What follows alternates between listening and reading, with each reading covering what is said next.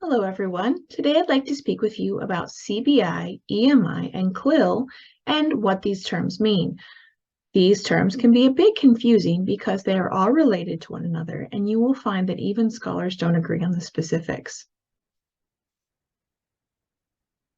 The best way to think about them then is to consider that they are not individual items, but rather a spectrum of teaching focus as well as a general term. Let's begin by defining these terms. CBI is content-based instruction. Content-based English instruction is teaching English and teaching another subject area such as math or social studies in the same class. CBI uses material that is also used in content areas. For instance, the students may read an essay in English about erosion, which they are studying in their science class. The class focuses on learning the vocabulary and grammar used in the essay and developing basic comprehension of the reading along with understanding the content about erosion. For the purposes of this class, we are using CBI as an umbrella term to refer to the other terms. All content-based instruction aims to help students learn something about a topic and use language in a meaningful way for different purposes. Some classes focus more on language and some classes focus more on content. As you are teaching, you may have to focus more or less on content or language depending on the level of your students and the student learning outcomes set for your classes. EMI stands for English as a Medium of Instruction. This is at one end of the spectrum as the focus is on learning content and not on learning language skills. Using the same example we talked about, students will learn about erosion. The teacher will instruct in English and the textbook will be written in English, but the focus of the class is on learning about the science of erosion.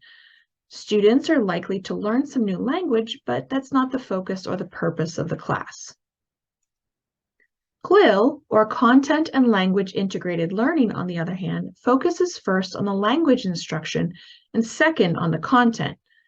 In this instance, the English teacher may pre-teach the required vocabulary and grammar needed to understand the essay about erosion, but they or another teacher will teach the students about erosion in a separate class. This requires more coordination and collaboration across disciplines than EMI. It is also possible that while students learn the material in one language, they are assessed in another language. If this is the case, your students really need to learn the vocabulary of the material in both languages. In this instance, it is important to realize that your context can make a lot of difference in how you teach. When trying to integrate these into the classroom, it's important to remember that one isn't necessarily better than the other. The focus should be on finding the best balance for your students in your context and to define language and content objectives. Learners may need to spend more time on language learning than on content learning when they first begin studying English, so a CLIL approach would make more sense in this instance. Later, when their English is much more proficient, then using EMI and focusing on the content will be more effective. For all content-based instruction, you will need to find materials. This might mean adapting content sources to fit the classroom context. You will likely need to find or create materials to ensure that students learn both the language and the content information. What is most important to note about these methods is that the students will need support in both the language and the content areas.